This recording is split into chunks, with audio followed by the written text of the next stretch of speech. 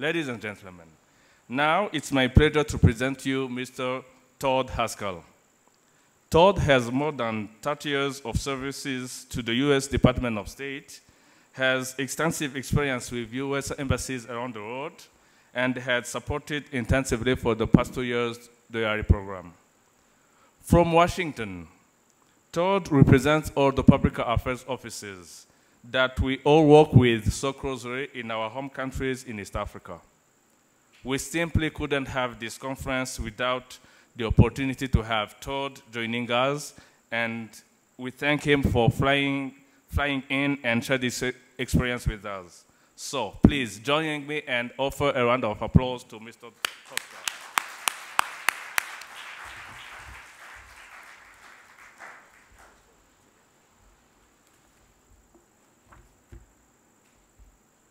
Good morning. Good morning. Great. I can't tell you what it is an honor to be here. As Armel noted in his very kind introduction, I've been working with the State Department for just about 30 years. I've worked in just about every corner of the world. I've worked in the Middle East on Middle East peace. I've worked in Latin America on working with local governments to interdict the movement of drugs. I've worked around the world on issues relating to democracy and women's rights. But I'll be honest, I've never had an experience where I felt so good about working on a particular project as I have on working on President Obama's Young African Leadership Initiative. It really has been a terrific experience, and I want to congratulate all of you for that. So thank you. Now, whenever I travel, and I try to get out to the continent quite a bit, I always make an effort to meet with the YALI Fellows, the Mandela Washington Fellows, in whichever countries I'm in. I know I talk to our ambassadors. I know they remain actively engaged with you. And I think that has been one of the great successes about what we see. In fact, whenever I meet anybody and they're traveling out to Africa and they're some way related with the embassy, I say, well, make sure that you make time to meet with the fellows. Because if you want to see the future of Africa, if you want to see the future of African leadership, that's the way to go. And so far, no one has come back to me and said that was a dumb idea. Everybody comes back to me and says what a great experience it was. So we're thrilled with that, and that you're going to be our partners in the years to come. I know that we're coming to the end of the first year. We're not there yet. We have a few months left to go. And I know that means some things in terms of the involvement of IREX with the fellows, with the involvement of USAID. But I work with the Department of State, and I regularly interact with our embassies.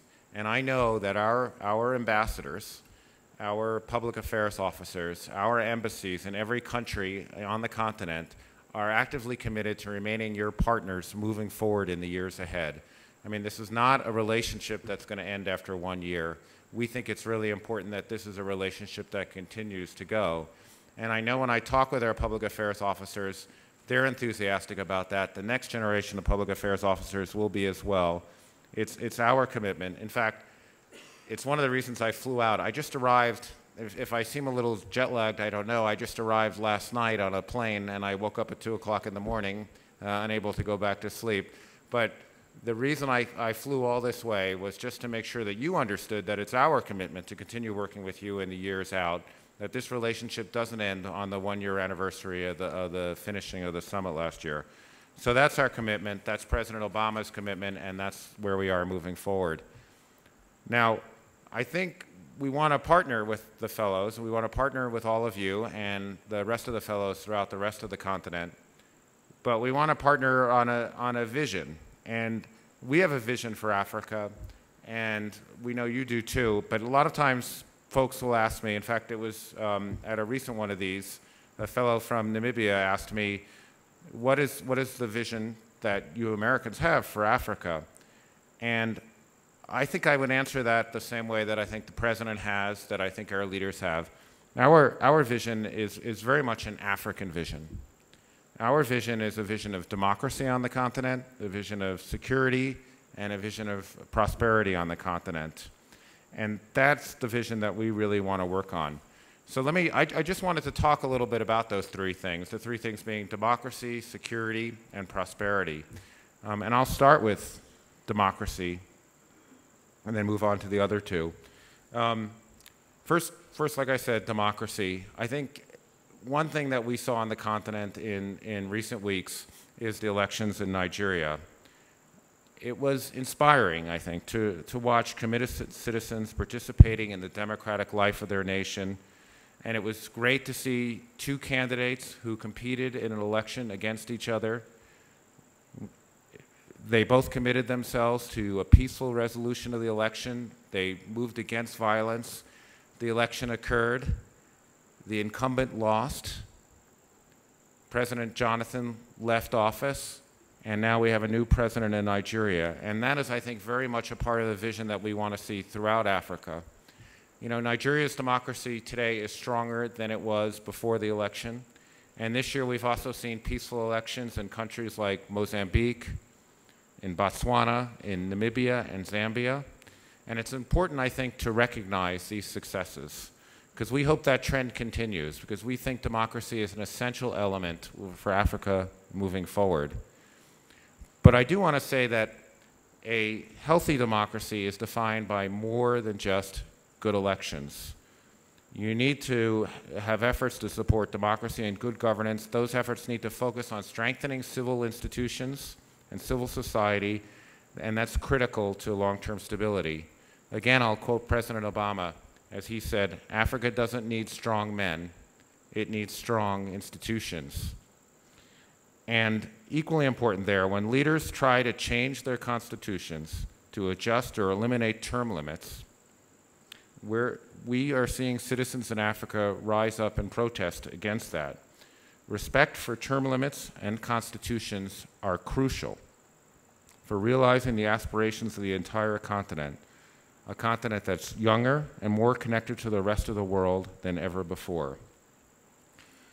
So I talked about democracy. The second thing I mentioned was security.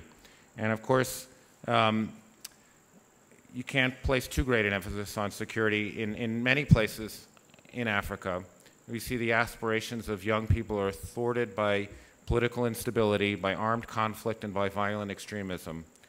And here in Kenya, the Al-Shabaab attack on Garissa University College is just a recent example of the horrific brutality of violent extremists. Now, the United States works closely with the Kenyan government on issues like this to provide a wide range of security assistance, and this includes training and equipment and law enforcement units working to degrade al-Shabaab's operatives and to refute its ideology, and to emphasize the need to respect human rights and the rule of law in all security assistance. But Kenya remains a key partner in our efforts to counter terrorism. As the President said, we stand hand in hand with the Kenyan government and the Kenyan people against the scourge of terrorism.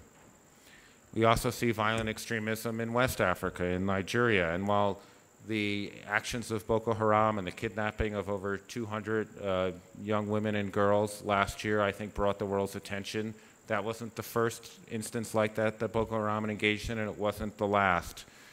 The truth is that Boko Haram's been terrorizing people for a long time, and we're working with regional allies about that. But we know that while working with security agencies and to stop organizations like this is important, security agencies alone is not enough. They cannot resolve the conflict. Governments, again, have to partner with civil society. They have to partner with communities at risk. They have to partner with non-governmental organizations to work together to discredit violent extremist messages and to address the root causes of discontent where discontent exists. And that's a lot of the United States' efforts on the continent is to try to do that. And finally, let me just talk a little bit about prosperity, about economic growth. I think far too often, Africa's economic outlook is overshadowed by other regions or headlines, but the reality is that the opportunities for business and investment in Africa abound. The sub-Saharan region, this is an interesting thing, I think a lot of Americans don't understand this very well, but the sub-Saharan region is physically larger than the United States, China, India, and Western Europe combined. And it has a wealth of natural resources that can propel the continent's people to new heights of prosperity.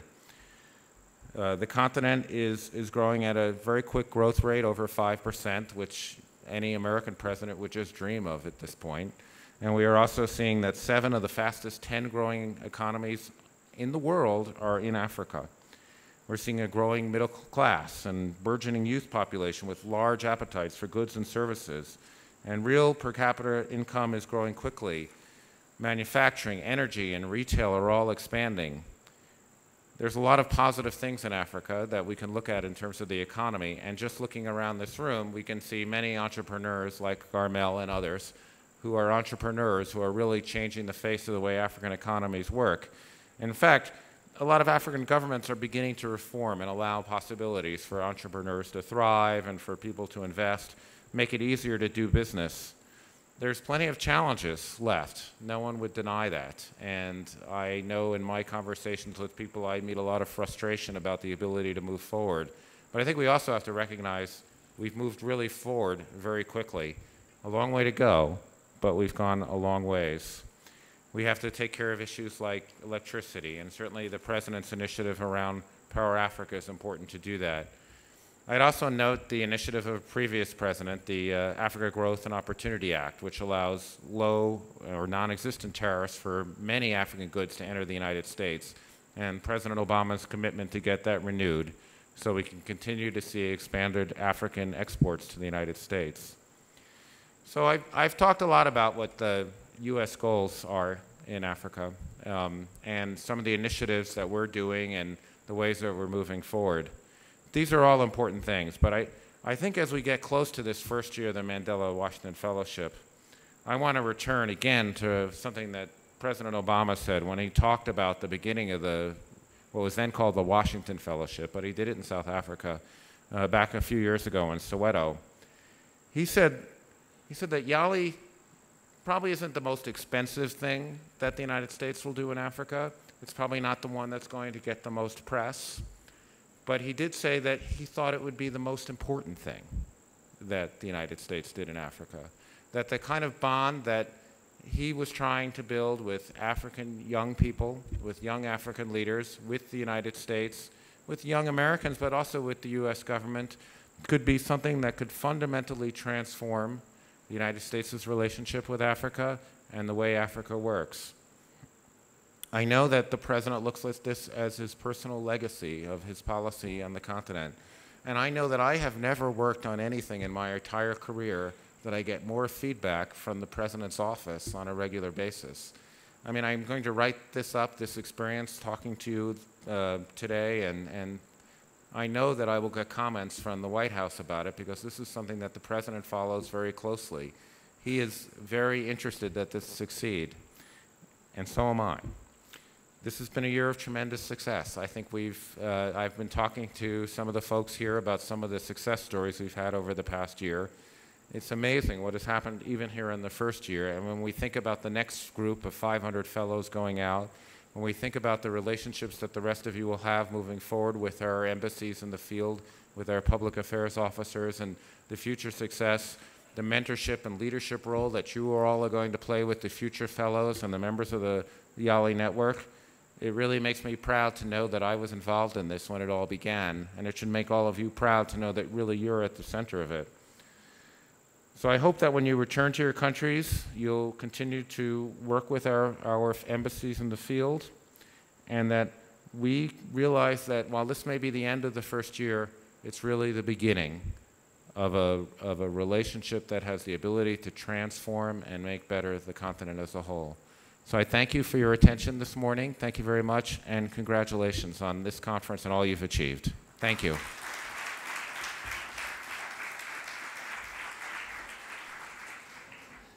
I understand there was a group of folks who had some fun last night. I have spies everywhere, you know. It is my great pleasure this morning to introduce U.S. Ambassador to Kenya, Robert Godek. Ambassador Godek has an extraordinary resume of leading teams on big challenges, very much one of our themes as we've talked about things this week. Having worked with Ambassador Godek myself in a previous life when I was at the State Department, I can tell you he has unbounded energy and keen insights into the issues of peace and security that we have as our theme for today's meetings and communities of practice. He's been an ambassador in Tunisia, helped coordinate our transition in Iraq, served in South Africa, and previously in Kenya. He worked on Thailand and Burma issues. He's been Deputy Assistant Secretary for Counterterrorism and separately for the entire Near East region. Ambassador Godek, thank you for being here with us today, and thank you for being such a huge supporter of YALI.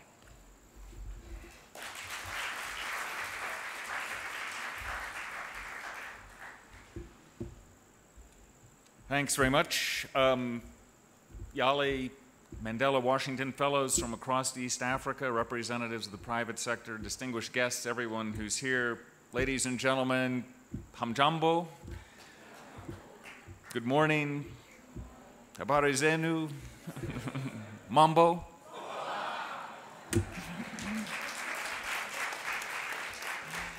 Thank you very, very, very much for inviting me. It really is a privilege to spend a little bit of time with such young, dynamic leaders, particularly as you are working together to create a better future for yourselves and for your communities, for your countries.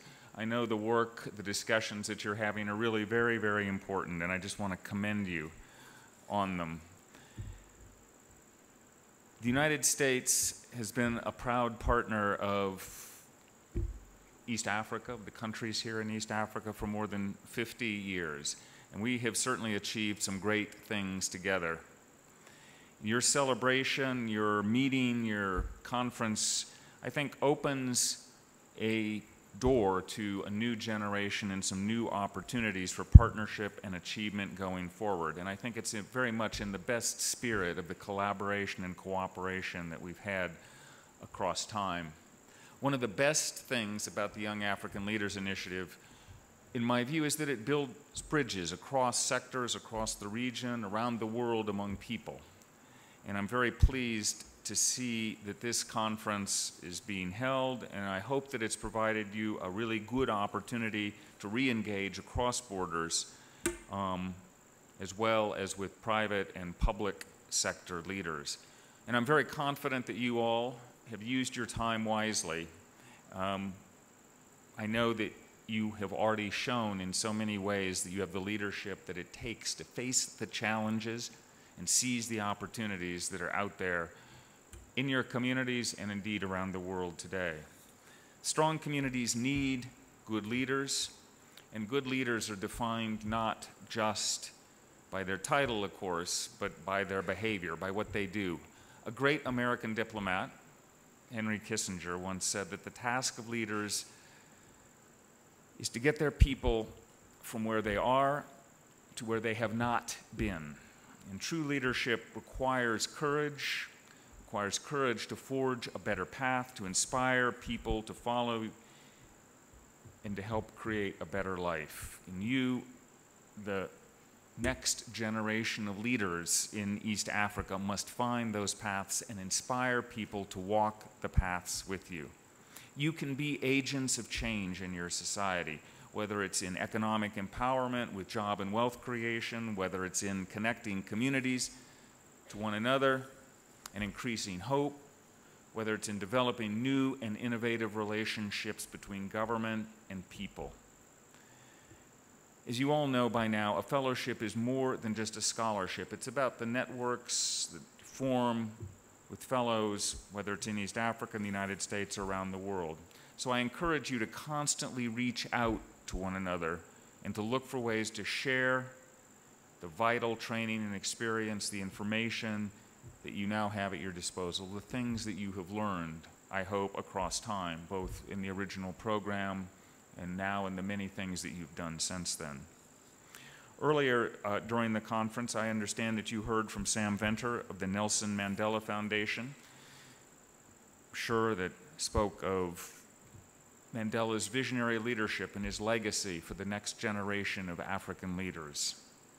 So over the past year, I know that you as fellows have laid out the vision in the spirit of Mandela's servant leadership and of Ubuntu, the spirit that connects humanity. So I just encourage you again to reach out, to realize your dreams, and to do the sorts of things that Nelson Mandela envisioned. As you do so, I just want to highlight a couple of examples.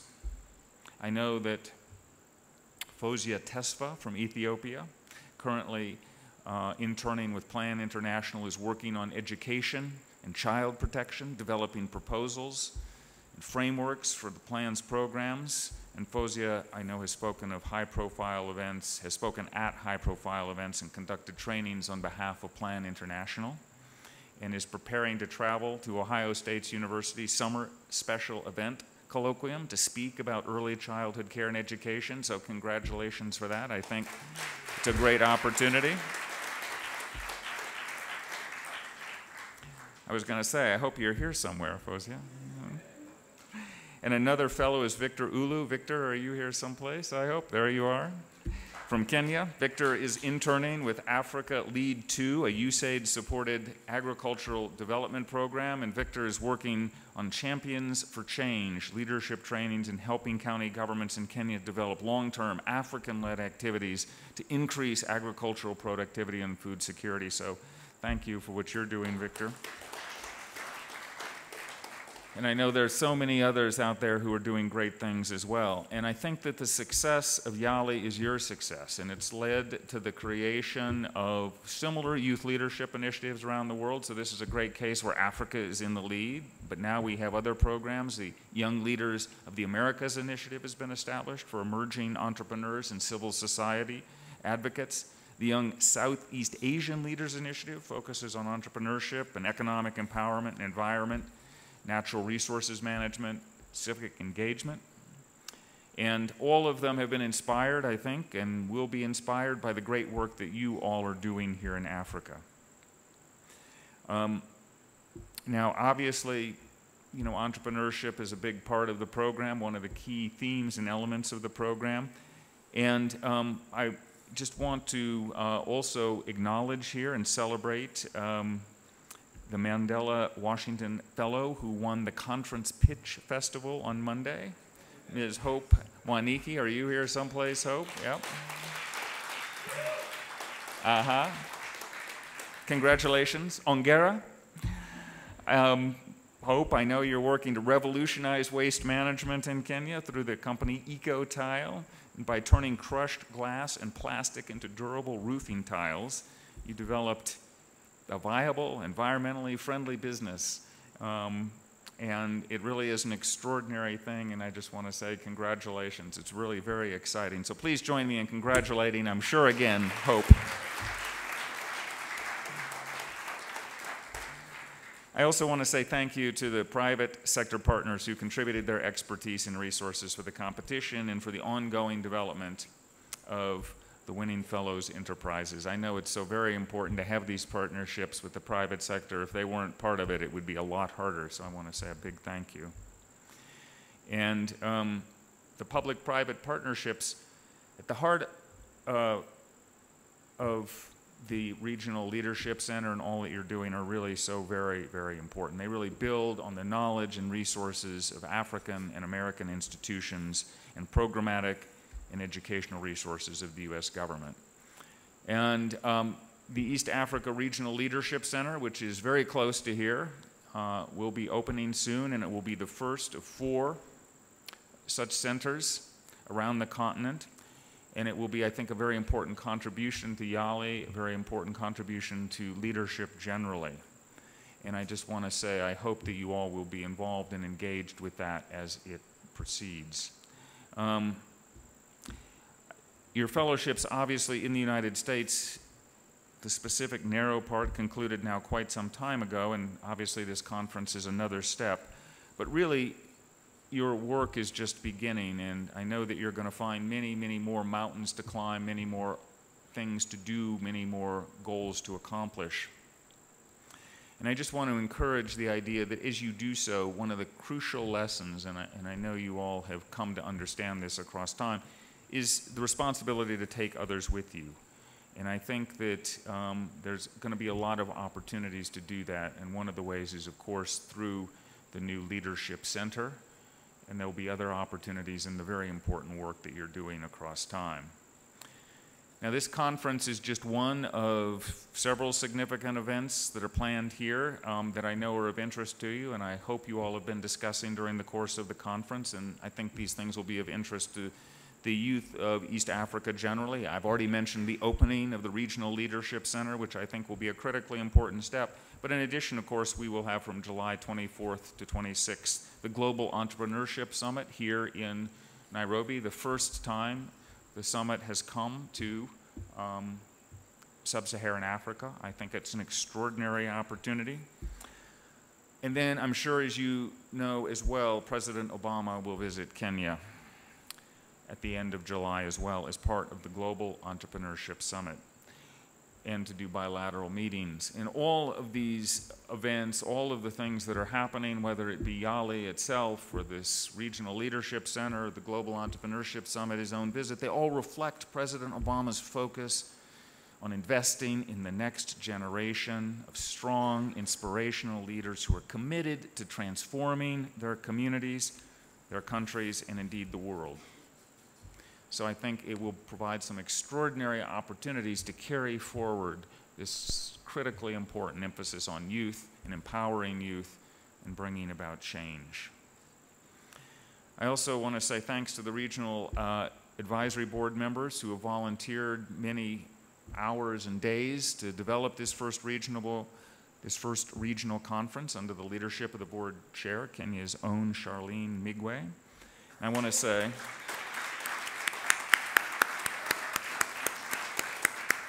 Asante Sana for your work. And above all, I want to say thank you to the fellows, all of you who are out there who have provided insights and contributions during the course of this conference. It is critically important. I do hope it's been a valuable opportunity for you to connect again with one another and to connect with others who have participated. And I want to wish you ongoing success in your work as young leaders in creating positive change in communities. You know, I just hope that this conference has been of some assistance, and I hope that as you go forward, your enthusiasm for regional collaboration, cooperation will continue. And I just want to say it has been a privilege to be here this morning with you, and I want to wish you just great, great, good success going forward. Asanteni sana. So welcome to the climax. I know it doesn't sound so good, but it has to be. Yeah, but for me, and so as you'll clearly take this with me, that this is not the end of everything, but it's just the beginning of a lot of ventures, a lot of other connections, a lot of other businesses that we have been creating throughout the days.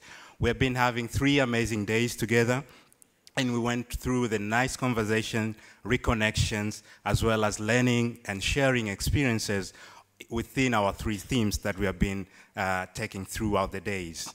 That has made our day more conclusive and made it so inclusive to every one of us who has been here. We went all the way since the first day, from the Fellows Lightning Talk to service leadership, LDPs, discussions, inclusive development, regional integration, a wonderful pitch competition, without forgetting the Artful Leadership Day that you guys did, the amazing day, and I managed to have that one rap that everyone could not make it but me. So thank you so much for that wonderful day that you have given and shared with every one of us. So out of 138 fellows in the region, 115, that is you, have managed to make it. I would like to clap for us for making it.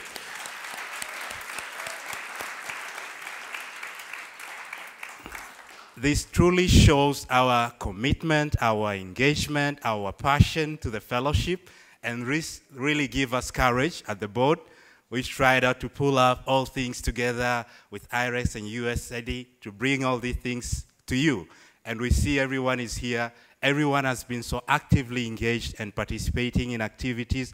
We are so impressed. We are so encouraged by your work. We are so encouraged by your participation. Thank you so much, and congratulations for you for making this happen.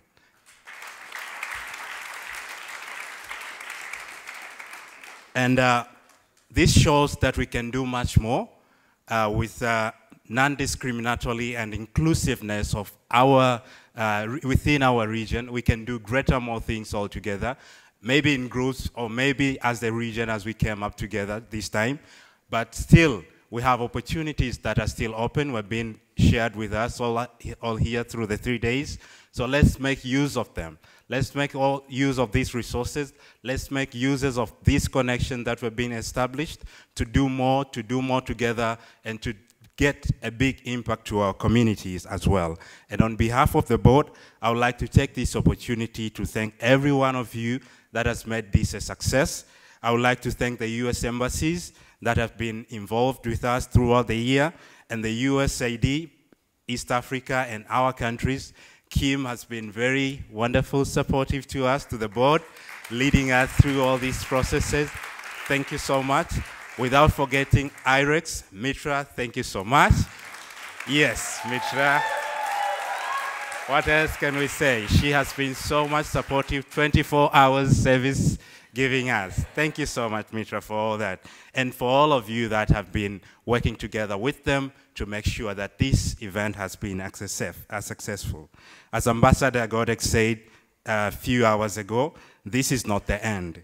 It's just the beginning of new ideas, new collaboration, and new ventures, and new reconnection.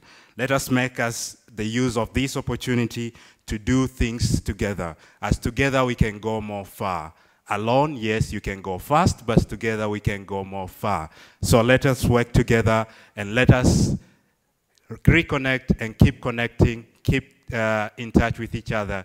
And this should not be the end of meeting each other again. I hope to see most of you in your countries next time. Thank you for all those who took us to their countries when we went to Uganda and Ethiopia. We hope to visit you once again. I hope to feel that I'm home everywhere I go. This is because of you, and this is because of being connected together. With all this, I would like to welcome on stage someone that have been so much engaged with us, so much involved with us. He even danced with us. Chris, on stage for the closure. Thank you so much.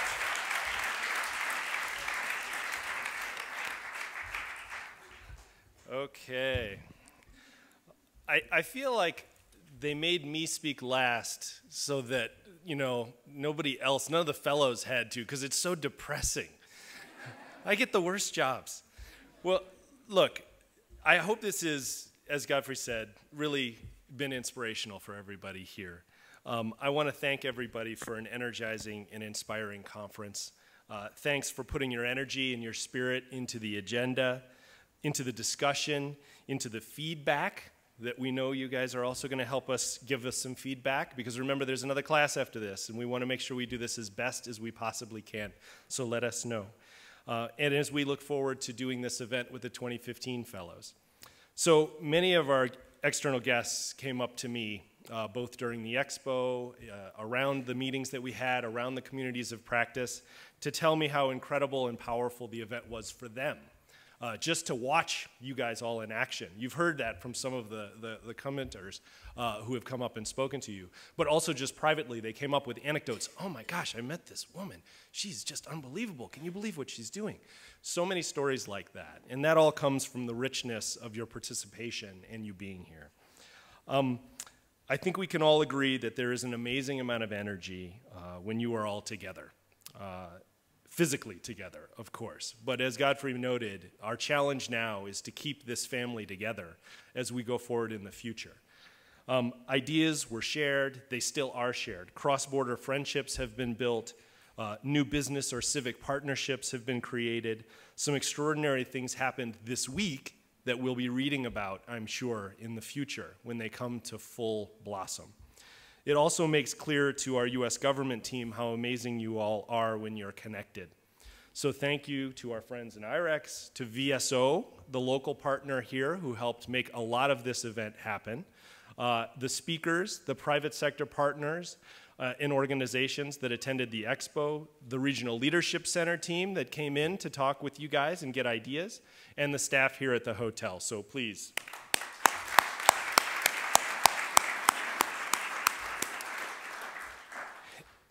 And, you know, I have to talk about the RAB for a second.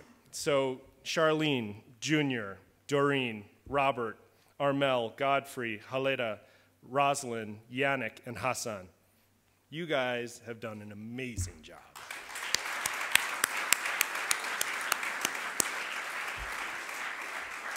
So, as you know, in addition to celebrating many YALI Fellow successes, we've talked about some difficult issues, especially some today, and some long-term challenges as you seek to make change and prosperity in East Africa and Africa as a whole. And, you know, we did the same thing in Southern Africa. We had to tackle tough subjects like xenophobia and things like that. So I'm glad that this group felt so comfortable with each other, that people could be so frank, share so many of their personal stories, share so many of their inner thoughts. It's added a lot of power to this meeting, and it makes it real. Instead of talking about theory or other things like that, people are talking about their own biases, their own concerns, the way that they think about their societies, their communities, and other people who are in them or outside of them. So, speaking of inspiration, we should give a couple of shout outs here. So I cannot get mucho mango out of my head. Didas, you have planted a mango tree in my head. I mean, no one can stop from being amazed by looking at a photo that was up here of Didas as a young boy packing mangoes. And now here he is running ventures, and he and I were talking about how to do AGOA trade utilization so that we can export dried mangoes to the United States where they could sell for $3 a package. So, you know, well done, Didas, and mucho mango. For Rachel Wainaina, who shared stories of being arrested as a street hawker and sleeping on boxes. And now she's creating opportunities for the less fortunate. She's got employees. She's got multiple ventures. I mean, this is great stuff. So, Rachel.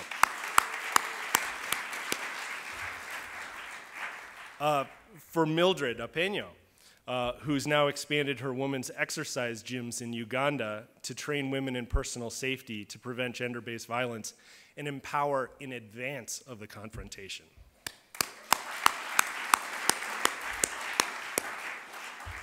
And for Paleki Ayang, I have a soft spot in my heart because I worked on Sudan, South Sudan issues. But for facing the intense pain of the situation there, sorry, it's emotional. But the intense pain of the situation there right now, and to try to empower the voices of those who have lost them. So, for Paleki. So, you guys have seen this me do this before. I could do this. I could give 116 examples because I think Godfrey we have 116, not 115. But I could give 116 examples like this. But of course, I'd get in trouble with the clock and all kinds of other problems. So, can we please have a round of applause for all the accomplishments that are here? So. You know I'm going to do this, but I'm going to ask for more stories. I'm going to ask for more narratives and tales of your success and of your failures and struggles as you go back home and keep working on the ventures, the businesses, the civic leadership work that you're doing already. Help us tell the story of this program. Help us tell our Congress so that we can protect this program as we go forward. As you all know, we change presidents quite regularly, and it's important for us. And when we do so, we need to re-educate and we need to re-explain what we think the biggest priorities in Africa are. Okay? So please help us make sure we capture these narratives so that we can tell Congress about how important this is. They control the purse. They're the ones who will fund this program or not fund this program. But we need that ammunition from you guys, the good kind of ammunition. But we need that ammunition from you guys, so please keep in touch with us. So, to have a little fun, because I love this part the best, I would like to just maybe talk for a quick second about YALI work and YALI play. So, here's YALI work. Ooh, very serious discussions, people taking notes, listening attentively. But what does YALI play look like?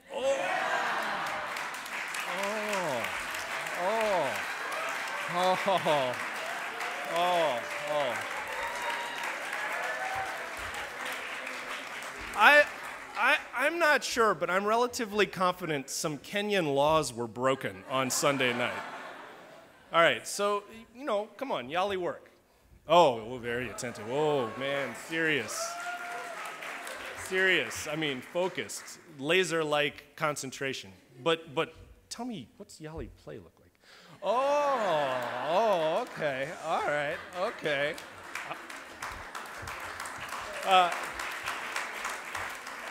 She may not want that on YouTube, but yeah.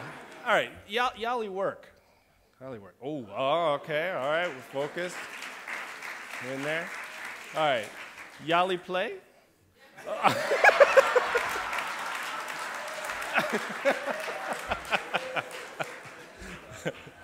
All right. So sometimes with too much play, what happens? Oh, Yali work. Yali work. Okay. All right. All right. All right.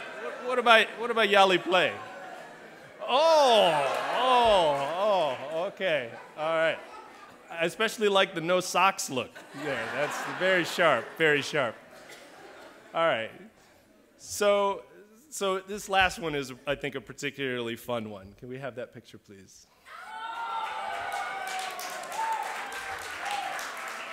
All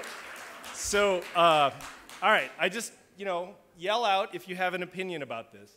But, you know, we have two fellows. We have a future fellow.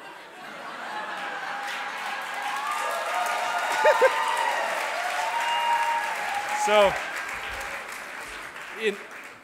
in pure violation of U.S. government policy, I suggest that we offer pre-admission to the Mandela Washington Fellowship Program.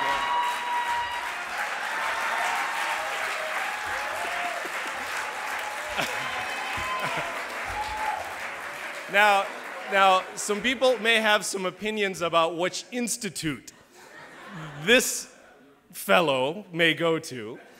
So, what do you guys think? Where should this fellow go? What? Are you guys kidding me? This fellow's already been this fellow has already been pre-admitted to Dartmouth.